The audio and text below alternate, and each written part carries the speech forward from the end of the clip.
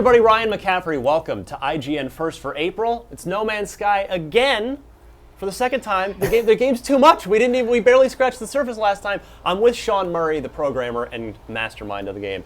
Sean, you've been so kind. We're going to lock you here for a month. I like the term mastermind. So good, right? I can stay. I'm happy to stay. So one thing that people have wanted to see from No Man's Sky is just more of it in long, continuous chunks to see what it really is. So would you kindly oblige? Could you sit here for the next 20 or 25 minutes and show us some video game? Yeah, sure. I'd really like to, actually. Excellent. I mean, I think when we've shown the game off previously, we've been doing something like we've been on stage at E3 and things like that, and which is cool, but we've had to focus on like giant dinosaurs and things like that. And I would like to show you, I guess, exactly what you're asking for, a little bit of how it plays. Yeah, kind of like an average, 20 minutes with the game on a, I know this sounds bad maybe, but like on an average planet, right? Right. So this is like a cold planet. Yeah, right. Bottom left, it looks, a little chilly, 163 below Celsius. Right. We'll do a Fahrenheit version for you guys, right? I appreciate it. We Americans appreciate it. So I guess the thing I wanted to show people maybe is the kinds of things that you do. So that you explore, you fight, you try and survive, and you trade as well in the game. Because that's really been, I don't want to say necessarily a big criticism of the game so far, but you've shown it in such small chunks that, and people are so excited by the potential, us included, otherwise we wouldn't be here for you with a month again, another month, but people want to know, what do you do in No Man's Sky? So the one thing most people know is explore, right? Yes. And that's the thing about the game. When you land on a planet like this, you're the first person who's ever been here. Right, because everybody that plays the game is in the same universe, but starts in a random, different place, right? Right. And so you're exploring in a really real way. So like I've just found this relic, okay? And I'm going to go over and interact with it. And relics are left by like ancient races. Okay. Interesting. This one will teach you an alien word, and I'll show you while you want to know one later on. But it also gives you a little bit of like almost interactive fiction, okay? And in that way, I happen to know what the right thing to do there was, because I made the game. And I've chosen to sleep in front of this monolith, and that heals me. So the game and the planets are full of these kind of little mysteries, right? And you work them out, and you begin to learn more about the lore of the game, but also how the systems work and how it works on a particular planet. So for this one, it's got its own set of resources, some of which might be only available on a planet like this, right? On a cold planet far from the sun. Everything looks totally different. It's the night has turned to day, rather. Well, and day has turned to night because the planet has actually rotated on its axis, right? That's the thing that's really unique about this game. We don't have just some like matte painting that we're switching out in the background. Right. This is a kind of a real simulation of the planet, right? So like a lot of sandbox games, you'll see that I'm like gathering resources from the planet. Different planets have different resources. So for instance, these crystals have plutonium, and we use, I guess, our own periodic table. It's a mixture of the real world periodic table and also some, kind of made up sci-fi like No Man's Sky. Unobtainium? Right, exactly like unobtainium, right. But maybe not quite that far, right. Maybe with slightly better names.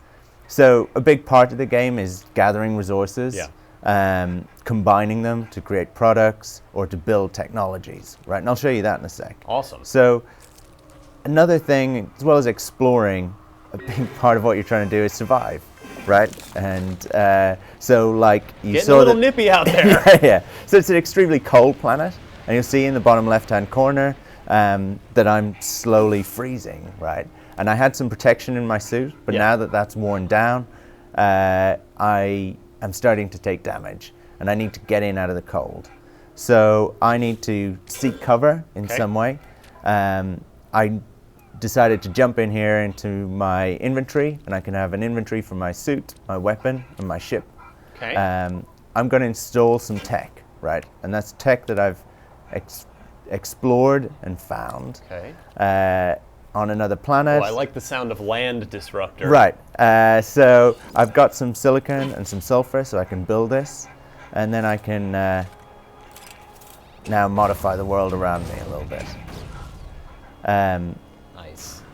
And so I found a little cave, yeah. And that wasn't just luck. There is caves, like huge cave networks, pretty much everywhere on this planet. And they go on like for kilometers, right? And it's way warmer in here. Right, exactly. So I can stay in here and it's a little bit safer. I can kind of warm up. Yeah. And now that I've got this tech, I can actually, create my own shelter. I can find resources that might not have been possible otherwise, or that no one else has found, and kind of find cave networks and things like that. Nice. So I'm just going to hop out. So that's a big part of exploring the world, is knowing where things are. And we normally find that players kind of make almost like a little temporary base on their planet. They learn landmarks around them, where they can get certain things, where caves are, buildings are, kind of certain resources are on the planet. And I see there's no mini-map in the game. Right, and that's a big choice for us, that actually when you land on a planet, like I said, no one's been there before. There's no YouTube video that you can look up. There's no like FAQ. You've made a wiki-proof video game. Right, exactly. So you have to discover it for yourself. And a big part of it is that you can like scan creatures, for instance. Yeah. When you scan them, you can name them. Right now, today, the game is still in testing, so the profanity filter is off. So if you wanted, you could, we could just go and name something extremely profane. I wouldn't say no if you wanted to do Okay. that. I mean, might have to wipe the servers after you, right? So, if you're saying everybody starts in a different corner of the edge of the galaxy, does that mean pretty much everybody will get a chance to name at least something? Oh yeah, absolutely. I mean, it's actually like a slightly sad but amazing thing that 99.9% of the planets in No Man's Sky, I think, will probably never be visited, right? And so actually coming across somebody else's planet that they've named and they've kind of, found all the creatures on and named is reasonably rare. And it's just quite a nice moment. Almost literally like actual humans finding extraterrestrial life. Like, yeah. It's out there somewhere, but the odds of finding it aren't so great. And you can see that this planet is hazardous, not just in terms of kind of it being really cold, but there's also hazardous plants. And you kind of need to learn that about different planets, what things are poisonous, what's toxic, what's not. But also in terms of like predators. So I happen to know, because I've played about on this planet a little bit, if you hang around and it gets to night, it gets a lot colder. But also some predators come out. Gotcha. And that's not the same on every planet. Some planets, predators will come out in day. Sometimes they'll be there all along. Sometimes you get planets with nothing but predators on them, and they're extremely kind of dangerous. A big thing we haven't shown off before is what I'm looking at here. So there's buildings. And buildings have interiors, they're procedural, and they all have functions. So down there or something has been here or is here. Right. And that's part of the lore of the game. So this is a factory where products are made. This is a base. So you have a landing pad here. You'll see ships sometimes land, like these traders who are going back and forth to the space station. And if they do, you can trade with them. A cool thing about bases like this is sometimes they're occupied. Nice. Hey, an alien. So I'm going to save my game. And that's another cool thing that you can do in a base. You kind of have to fight for save points like that. So you'll just respawn back there if you happen to die out in the wild? Yeah. And so this guy talks to me in his own language, which I don't know just yet, but I could learn words like I did at the monolith. Right. The more I understand of the words that he's using on me and the way he's talking to me, the better I'll be able to interact with him. The better I interact with him, the higher my standing gets with that particular race. And different races have different attributes. So some are scientific, some are kind of combative. Right. And depending on how I'm playing, I might want to kind of make an allegiance with one or other, So for instance, I might be a trader, and so I'll favor a trading race, get tech from them, that kind of thing. Could you just be a space dick to all of them? A space dick? Yes, you could. I mean, it's not the best idea, because with, you know, maybe that's what we should have called the game. That was our working title. That's a code name. Yeah. The problem with being a space dick is that you need like aliens to be able to interact with them so that they will sell you new ships, new weapons, and so that you can trade with them. So you need at least shaky alliances at worst. Well, it's best. It's best if you do, but it's totally up to you, right? So this is a factory. Okay. Factories are protected, and they normally have reinforced doors like this. And so if I want to get what's in there, which is a product recipe, right, then I need to break in. Well, if you had a great standing with that alien you just saw, would he just unlock this for you and let you in? Well, normally what you would do is you would hack into this. That would be the best way. Okay. But yes, you can have a really good standing with the NPCs, and they will just give you product recipes. Got it. Okay, right? cool. For me, I've got no choice but to try and just blow the door Just in. brute force it. Right. Okay. And that's not the best idea because it gets this sentinel attention. We've seen these before. The sort of watchers of planets. And they will pay me attention if I'm effectively upsetting the flow of the planet, upsetting its natural state, right? So for instance, if I was mining those crystals too much, then they would pay me more attention. Or if I was killing a lot of creatures, right, I'm just going to run in. Oh, so the sentinels got bigger. There are four-legged dog-like sentinels outside now. Yeah, and they will send bigger and bigger kind of sentinels after me. Eventually, ships, freighters, that kind of thing. As that wanted level in the upper right corner goes up? Yeah, so I'm just going to shut down the system, and for that I get a nice little bonus.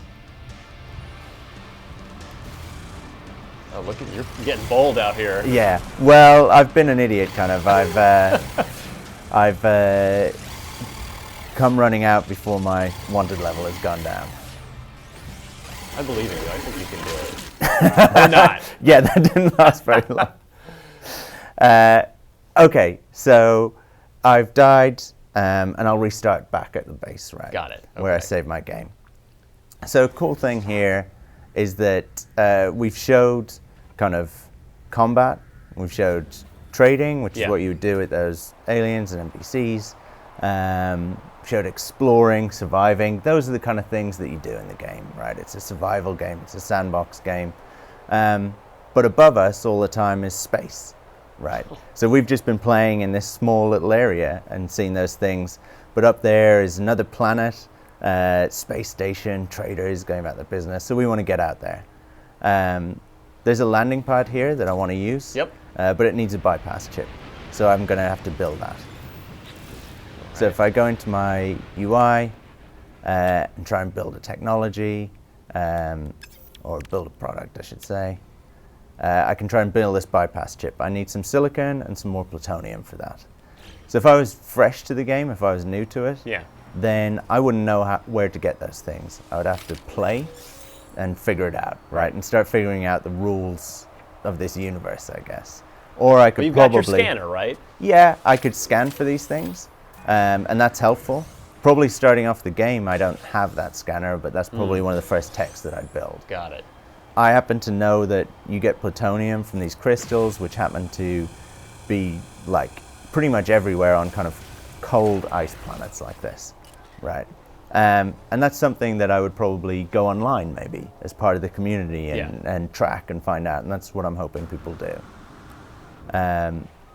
So I now have enough resources.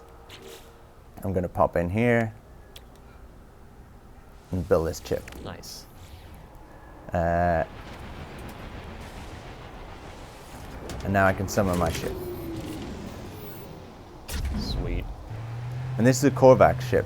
So just like that guy I was talking to, that will have been bought from one of his race, and they're a scientific race. So this ship is kind of more scientific. Yeah, I don't see any crazy cannons or lasers on that bad boy. So this is more for somebody who would be an explorer, right? The cool thing is I can just hop into my ship, and already we've flown over that entire play area, and I can just boost out into space seamlessly. And you said before there are no loading times in the game, correct? That's right, yeah. Yeah, everything that you see is being generated. So it's being generated around you live. Now that I've flown away from that planet, everything that we just saw is thrown away. If I fly back down, everything will be regenerated. All those creatures, all the terrain, trees, grass, everything. So now that we're out in space, you kind of get an idea of the scale of the game. There's asteroids there that we can mine more resources from. You can see the planet to the left that we've just come from. Yep. And these are some traders going back and forth on trade routes, which I could go and attack, or I could join in and do exactly what they're doing. Nice. Taking goods to this space station, which you see out here in space. Because you could just play the entire game as a trader if you wanted to, exactly. right? Yeah, just like a lot of space games, I could play the entire game just out in space, right?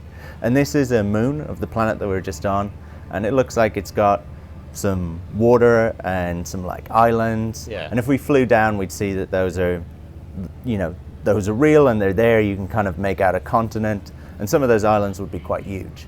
So everybody starts in a different place. So you might start on the some awesome tropical, amazing planet, like planet Hawaii. But then I might start on that cold hellscape back there. Yeah. And that's a thing that I really like about the game, is that it has that different experience. Everyone who like picks up a pad to play, they will have a different experience right from the off.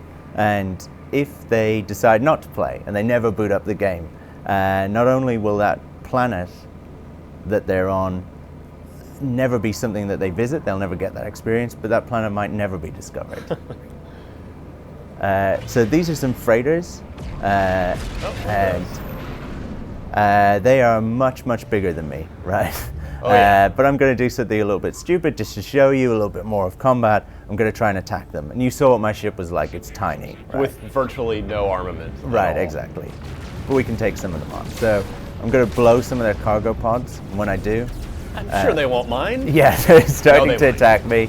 I get a wanted level. I'm going to steal some resources, and if I could survive, then this would probably be a pretty good way to play the game. Yeah. But I can't just now. But that could be an aim for me, right?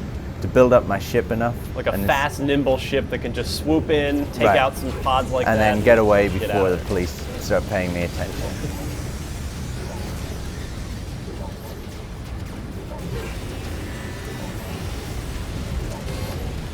Nice shooting. That was awesome. Oh, so close. Well, that freighter was absolutely pummeling me. So I've died, and I've restarted back at that space station. So that was the space station that we saw from the ground, that we saw out in space, and I'm inside that now. So you didn't respawn back in that pod on the planet. Exactly, yeah. I'm out here. When you die in space, that's the most likely place that you're going to respawn. Makes sense. If you get shot down as you're flying over a planet, then you'll restart on that planet with a crash like a crash ship. landing. Nice, that's cool. And the thing that we haven't really shown off before is that not only do the buildings and stuff have interiors, these space stations do as well.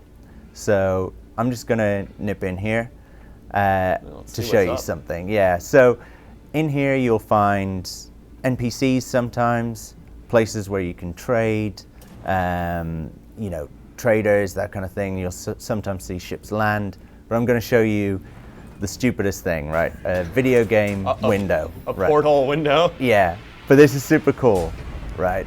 That's the planet that we were just on. Yep. And my crosshair in the center of the screen. Your little dot crosshair? Yeah, that's a few pixels across. Yep. That's about the size of our entire play area. Unbelievable. That's cool. So we could have just spent hours on that, that planet. Yeah, we barely scratched the surface of it.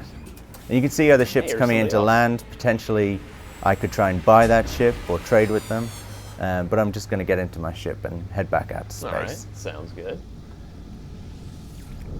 And those ships contain, you know, aliens themselves, right? And they belong to certain races, the same as that freighter that I just attacked. Yeah. So attacking them kind of affects my ranking with them as well. with that race. They'll be a little bit pissed about that. If you thought they would be annoyed about me attacking their factory, then me trying to take out one of their freighters is really bad. So the cool thing about the game, I've showed you kind of trading, fighting, combat, survival. Yes, the things we actually do. Right, exactly. Yeah. But I think, I guess a thing that's really important about the game is a sense of scale. So we were down on that planet to our right just for a short amount of time, but we were playing in a couple of 100 meters squared. Right. And we saw all of those things. Now that we're out in space, we're dealing with hundreds of thousands of kilometers squared. Right. And if I press this button and go out to the galactic map, we're dealing with light years. Because the overarching goal of the game, the sort of narrative thread, or the thread of what's there, of you're trying to gently guide us towards the center of the universe, right? We start at the outer edge and are making our way in. Yeah, so this is the star that we're at currently. Yep. These are the ones round about us that we can reach with our current hyperdrive if we had enough fuel, right?